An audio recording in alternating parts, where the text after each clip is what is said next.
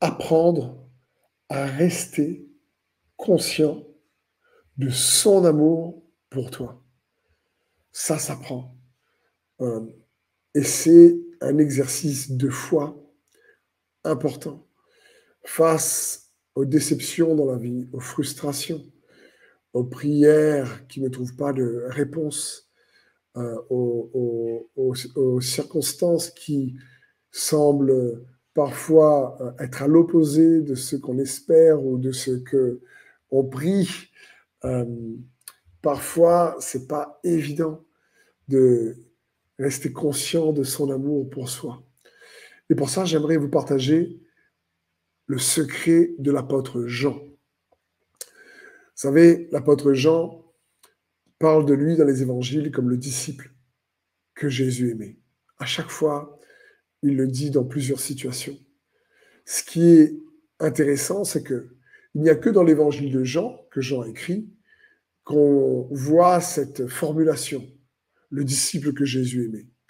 On peut avoir cette impression que il était un peu le petit préféré, quoi. C'est celui qui il y avait des préférences et du favoritisme par rapport à Jean.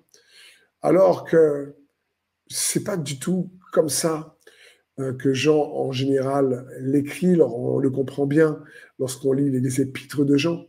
Il met toujours l'amour de Dieu en premier et son amour comme conséquence pour Dieu ensuite. Et Jean est le dernier disciple qui a suivi Jésus, qui est resté en vie sur terre. Les autres disciples qui avaient marché avec Jésus, plusieurs d'entre eux sont morts.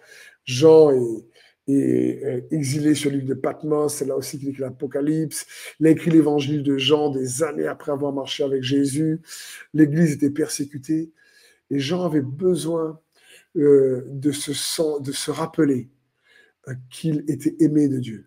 C'était un exercice en réalité pratico-pratique pour rester conscient qu'il est aimé de Dieu. Il écrit de lui le disciple que Jésus aimait. C'est comme si il voulait se rappeler à sa conscience, malgré les circonstances qu'il traversait, qui étaient à l'opposé, rudes, de guerre, de tribulation, de persécution, d'amis tués pour leur foi, de familles tuées pour leur foi.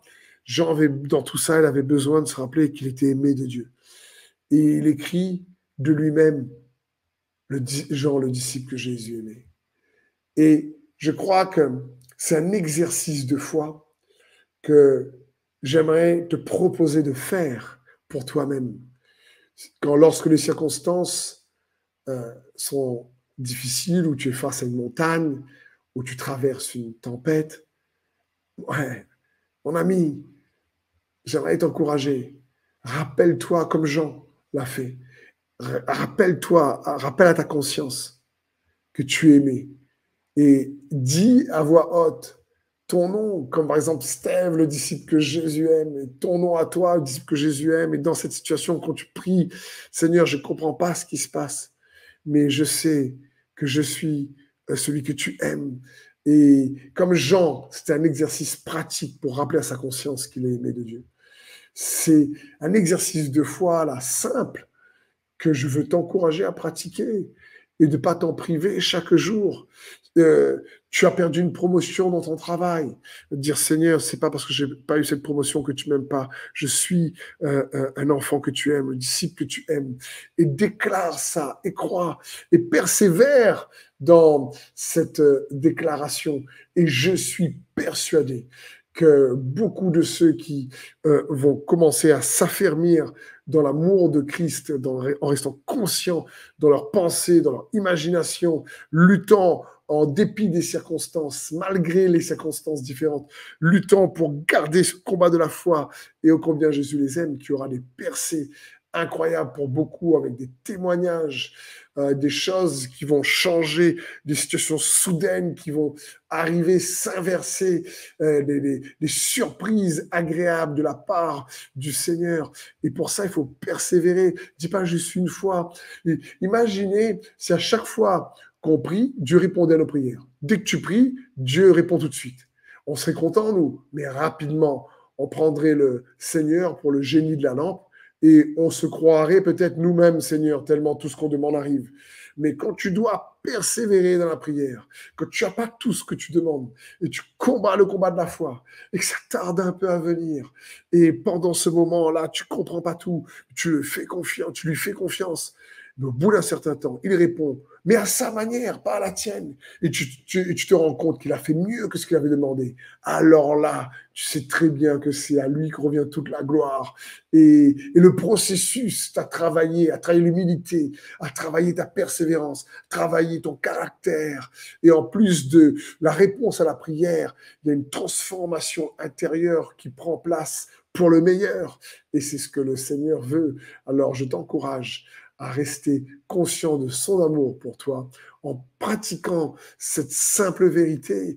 Tu es un disciple de Jésus-Christ qu'il aime énormément, mais il faut que tu arrives à te l'approprier personnellement.